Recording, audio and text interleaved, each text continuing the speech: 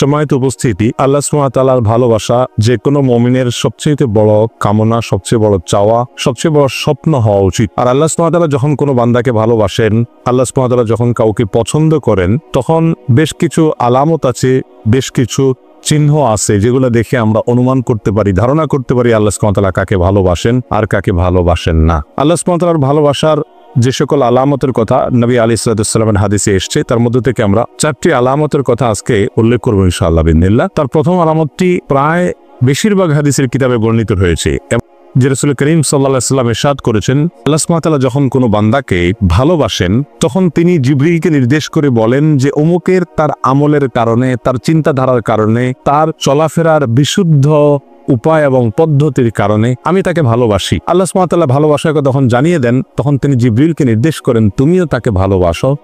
তখন জিবরিল আসমানে ঘোষণা দেন যে আল্লাহ অমুককে ভালোবেসেছেন, তাই আল্লাহ নির্দেশ করেছেন ভালোবাসার, তোমরা তাকে ভালোবাসো। আসমানওয়ালারা অর্থাৎ ফেরেশতারা সকলে তার প্রতি ভালোবাসা প্রকাশ করেন। তখন আল্লাহ সুবহানাহু ওয়া তাআলা স্বয়ংক্রিয়ভাবে পৃথিবীতে যারা বসবাস করে তাদের অন্তরে ওই ব্যক্তির প্রতি ভালোবাসা সৃষ্টি করে দেন। বর্ণনাকারী বলেন, আর যদি কাউকে আল্লাহ সুবহানাহু ওয়া তাআলা ঘৃণা করেন, অপছন্দ করেন, একইভাবে অর্থাৎ জিবরিলকে ডেকে বলেন আল্লাহ সুবহানাহু ওয়া তাআলা, আমি অমুককে তার কর্মের কারণে তাকে আমি অপছন্দ করি, তুমি অপছন্দ করো।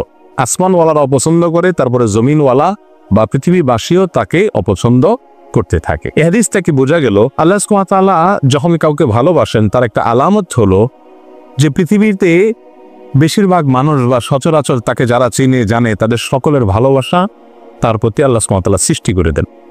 এখন আপনারা কেউ বলতে পারেন, তাহলে আমরা অনেক তথাকথিত তারকা, তথাকথিত জনপ্রিয় শিল্পী, বিভিন্ন সেক্টরের আমরা দেখি তারা খুব জনপ্রিয়, তাদেরকে মানুষ অনেক বেশি ভালোবাসে, তাদের অনেক ফ্যান ভক্ত পাওয়া যায়, তাহলে তার মানে কি এদেরকে আল্লাহ সুবহানাহু ওয়া তাআলা অনেক ভালোবেসেছেন, তাই জিবরিল ভালোবেসেছেন, তাই পৃথিবীতে সবাই তাদেরকে পছন্দ করে, তাদের ফ্যান ফলোয়ার আছে?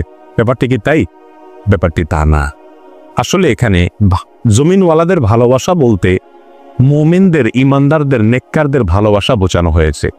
যারা সৎকর্মশীল, যারা ভালো কাজ করতে চায়, যারা আদর্শবান, যারা মুত্তাকি, যারা পরহেজগার, এদের ভালোবাসা সচরাচর আল্লাহ সুবহানাহু ওয়া তাআলা এরকম ব্যক্তিকে দান করেন যে ব্যক্তি নিজে আল্লাহ সুবহানাহু ওয়া তাআলার কাছে প্রিয় হয়েছেন তার কর্মের মাধ্যমে।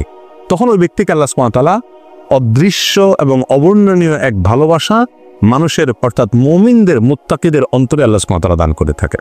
তাহলে ভালো মানুষেরা যাকে ভালোবাসবে, নেককাররা যাকে ভালোবাসবে, মুত্তাকিরা যাকে ভালোবাসবে, বুঝতে হবে এই লোকটাকে আল্লাহও ভালোবাসেন। এটা হলো আল্লাহর ভালোবাসার একটা আলামত, একটা নিশানা। আর এজন্য আমাদেরকে জনপ্রিয়তা মানুষের কাছে চেয়ে বেড়ানোর প্রয়োজন নেই। এই হাদিস বলছে কেউ যদি চায় যে সকল ভালো মানুষেরা তাকে ভালোবাসুক, তাহলে সে ভালো পথে চলুক। সে ভালো পথে চললে আল্লাহ সুবহানাহু ওয়া তাআলা তার প্রতি মানুষের ভালোবাসা সৃষ্টি করে দিবে, তার প্রতি অটোমেটিক মানুষের ভালোবাসা সৃষ্টি আল্লাহ সুবহানাহু ওয়া তাআলা করে দিবেন। অতএব আল্লাহ সুবহানাহু ওয়া তাআলা আমাদের সকলকে মানুষের এরকম ভালোবাসা দান করুন যে ভালোবাসাটি আসলে আল্লাহর ভালোবাসাকে প্রমাণ করে। নাম্বার 2, আল্লাহ সুবহানাহু ওয়া তাআলা যখন কোনো মানুষকে ভালোবাসেন, কাউকে পছন্দ করেন, সেটা আমরা কিভাবে বুঝবো? তার দ্বিতীয় আলামত হলো আল্লাহ যাকে ভালোবাসেন তাকে বিপদ আপদ দেন, তাকে মুসিবত দেন, তাকে কষ্ট দেন। এটা হলো একটা আলামত যে আল্লাহ সুবহানাহু ওয়া তাআলা ওই লোকটাকে ভালোবাসেন। এ বিষয়ে সুনানে তিরমিজির এক হাদিসে আসছে, রাসূল আকরাম সাল্লাল্লাহু আলাইহি ওয়াসাল্লাম ইরশাদ করেছেন, ওয়া ইন্নাল্লাহা ইযা আহাব্বা কওমান ইবতালাহুম, আর যখন আল্লাহ সুবহানাহু ওয়া তাআলা কোনো মানুষকে, কোনো জাতিকে ভালোবাসেন তখন তাদের পরীক্ষা নেন, তাদেরকে মুসিবত দেন, কষ্ট দেন, রোগে শোকে অসুবিধায় ফেলে নানাভাবে আল্লাহ সুবহানাহু ওয়া তাআলা তাদেরকে পরীক্ষা করেন। এই যে বিপদ আপদে ফেলে দেওয়া, এটা কিন্তু আল্লাহ সুবহানাহু ওয়া তাআলার ভালোবাসার একটি আলামত। ফামান রাদিয়া ফালাহুর রিদা ওয়া মান সাখাতা ফালাহুস সাখত। আল্লাহর এই দেওয়া পরীক্ষায়, কষ্টে যে ব্যক্তি সন্তুষ্ট হয়ে যায়, আল্লাহর ফয়সালাকে মেনে নেয়, ফালাহুর রিদা, তার জন্য আল্লাহর সন্তুষ্টি অবধারিত হয়ে যায়। আর যে ব্যক্তি আল্লাহর এই ফয়সালায়, আল্লাহর এই কষ্ট দেওয়ায় সে অসন্তুষ্ট হয়ে যায়, আল্লাহর ফয়সালাকে মেনে নিতে পারে না, রিদা বিল কাদা, ইমানের গুরুত্বপূর্ণ একটা পয়েন্ট, এই বিষয়টি যে অর্জন করতে পারে না, বরং হাহুতাশ করে, অস্থির হয়ে যায়, গালমন্দ শুরু করে দেয়, আল্লাহ ফয়সালাকে চেয়ে অ্যাভয়েড করে, আল্লাহ আর লোক দেখে নেই, আমার উপরে সব বিপদ আসে, এই টাইপের কথাবার্তা বলে, ফালাহুস সাখত, তখন ওই ব্যক্তির জন্য আল্লাহর পক্ষ থেকে অসন্তুষ্টি অবধারিত হয়ে যায়। আল্লাহ আমাদের মাফ করো। তখন এই হাদিস থেকে বোঝা গেল আমাদের সমাজে অনেক লোক আছে যাদেরকে আমরা দেখি তারা বিপদে আপদে মুসিবতে কষ্টে থাকে, তাদের কষ্ট দূর হয় না। আমরা অনেক সময় বলে ফেলি যে এই লোকটা আল্লাহর কাছে কত অপছন্দনীয়, কত আল্লাহ তাআলার কাছে অপ্রিয়, কত বড় নাফরমান হলে তার বিপদ আপদ দূর হয় না, আল্লাহ একের পর এক বিপদে ফেলছে। তাহলে বোঝা গেল এরকম মন্তব্য করা এটা মূর্খতা সুলভ মন্তব্য, এটা কোনো মুমিনের মন্তব্য না। বরং হাদিস থেকে বোঝা যায় ইন্নাল্লাহ ইযা আহাব্বা আবদান ইফতালা, আল্লাহ কোনো মানুষকে ভালোবাসলে তাকে পরীক্ষা নেন, তাকে বিপদ দেন, তাকে মুসিবত দেন। আমাদের জীবনে যখন বিপদ আপদ মুসিবত আসবে এই হাদিসটা আমরা মাথায় রাখি যে এর মানে হলো আল্লাহ আমাকে পরীক্ষা করছেন, মানে আল্লাহ আমাকে ভালোবাসেন। পরীক্ষা তো তার জন্য যে রেজিস্ট্রেশন করে, যে ভর্তি হয়, যে যাকে শিক্ষক বা শিক্ষা প্রতিষ্ঠান যাকে নিজের মনে করে তারই পরীক্ষা নেয়। যাকে নিজের মনে করে না তার পরীক্ষার কোনো ব্যবস্থা থাকে না। আল্লাহ সুবহানাহু ওয়া তাআলা যার পরীক্ষা নিচ্ছেন, যাকে বিপদে ফেলছেন, এর মানে হলো আল্লাহ সুবহানাহু ওয়া তাআলা তাকে নিজের মনে করেন।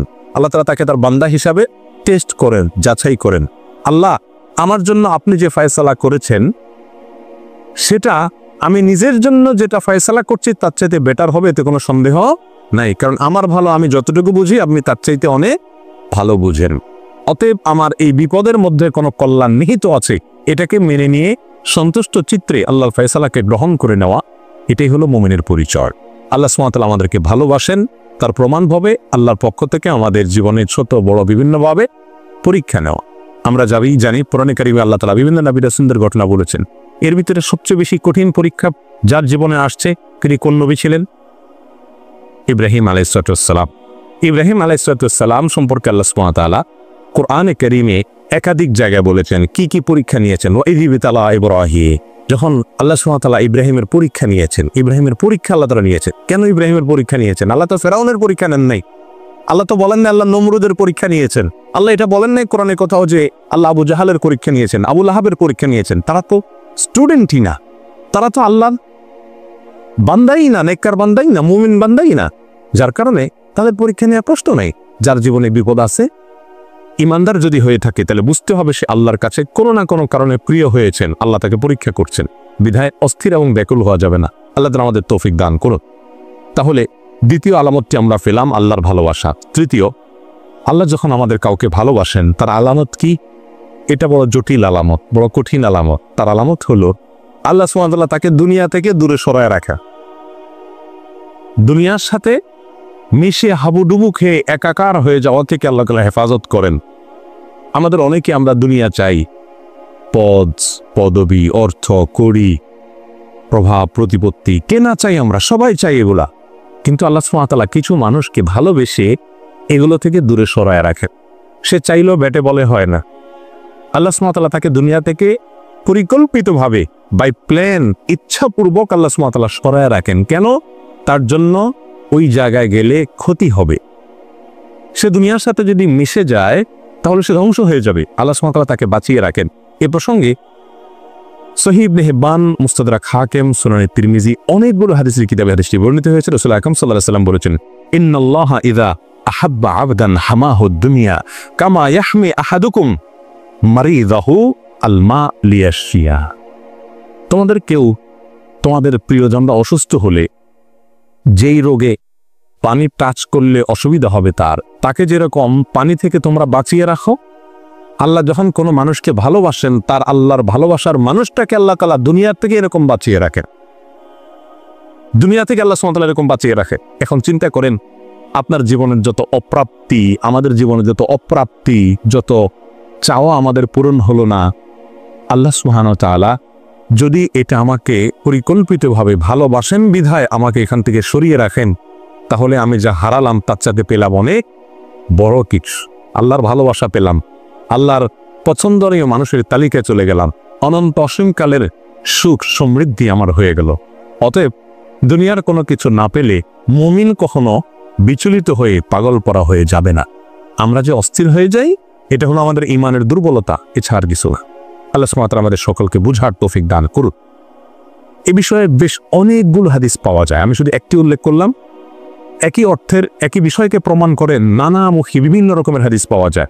এই সবগুলো হাদিসের খোলাসা কথা একটাই, আল্লাহ তার প্রিয় বান্দাদেরকে সচরাচর দুনিয়া থেকে একটু দূরে রাখেন। এর মানে কিন্তু আবার এটা না যে আল্লাহ তাআলা কাউকে দুনিয়া দিলে তার মানে আল্লাহর কাছে সে ঘৃণিত ব্যক্তি না। আল্লাহ তার প্রিয় বান্দাদের কাউকে কাউকে দুনিয়া দিয়েছেন। যেমন ওসমান রাদিয়াল্লাহু তাআলা আনহু, তাকে আল্লাহ তাআলা দুনিয়া দিয়েছেন, আবার তাকে আল্লাহ ভালোবাসতেন। সুলাইমান আলাইহিস সালামকে আল্লাহ তাআলা দুনিয়া দিয়েছেন, আবার তাকে ভালোবাসতেন। দাউদ আলাইহিস সালামকে আল্লাহ তাআলা দুনিয়া দিয়েছেন, আবার তাকে ভালোবাসতেন।